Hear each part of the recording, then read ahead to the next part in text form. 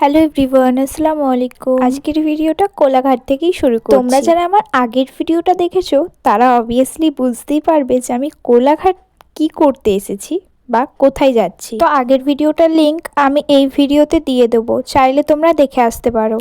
তো বেরোনোর জন্য ভোর 5টায় উঠেছিলাম, বাট সেই ঘুরে ফিরে আমাদের 6টার সময়তেই বেরোনো হলো। আর আই থিঙ্ক এখন 10:30 মতো বাজে। সো আমরা লাঞ্চ করতে দাঁড়িয়েছিলাম কোলাঘাটে। দেখো অনেকটা রাস্তায় কিন্তু চলেই এসেছি। কোলাঘাট থেকে কিছু রাস্তা গিয়েই আমাদের সমস্যা শুরু হলো।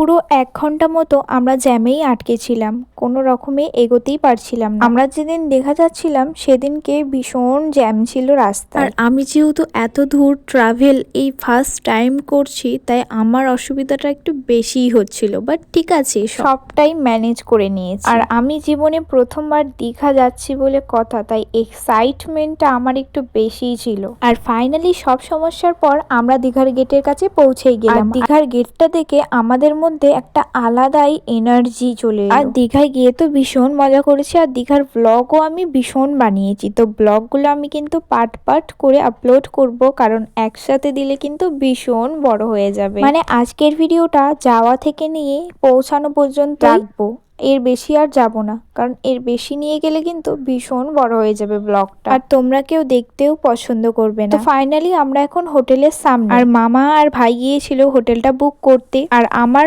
শরীর যে কি খারাপ হয়ে গেছিল সেটা আমি এই ভিডিওর মাধ্যমেই তোমাদের দেখালাম। 7-8 ঘন্টা জার্নি করার পর একটা মানুষের কি হালত হতে পারে, তাও আবার সেই জার্নিটা তার ফার্স্ট টাইম। তাহলে ভাবো কি অবস্থাটা না আমার হয়েছিল। বাট যাই হোক, দীঘা এসেছি বলে কথা, জানি না কোথা থেকে এত এনার্জি চলে আসেছিল শরীরের মধ্যে, তাই অতটাও কিছু পৌঁছে গিয়ে মনেই হচ্ছিল। তো আমরা এখানে হোটেলে পৌঁছে ফার্স্টে ফ্রেশ হয়ে নিলাম, গোসল করলাম। আর আমি এখানে এসেছিলাম একটু ব্যালকনিটা দেখতে। আর তারপরে আমাদের সবার ভীষণ খিদে পেয়ে গেছিল, তাই আমরা একটা হোটেলে গিয়ে প্রথমে খাওয়া দাওয়াটা সেরে নিলাম। আমাদের হোটেলটা থেকে এই যে দীঘার বিচ একটুখানি, তাই আমরা একটু খাওয়া দাওয়া করে এসেছিলাম দেখতে। আর যখন আমি এখানে এসে দেখলাম, ওফ, মনে যে কি শান্তি লাগছিল সে কি আর বলবো। আর আমরা যখন গিয়েছিলাম তখন কিন্তু সমুদ্রের মধ্যে অনেক সবাই গোসল করছিল। তো আমাদের তো আজকে লেট হয়ে গেছে, তাই আমরা আর সমুদ্রের পানিতে গোসল আজ করব না, তো কাল করব। তো আমরা একটু হেঁটে হেঁটে চারিপাশটা দেখছিলাম অ্যান্ড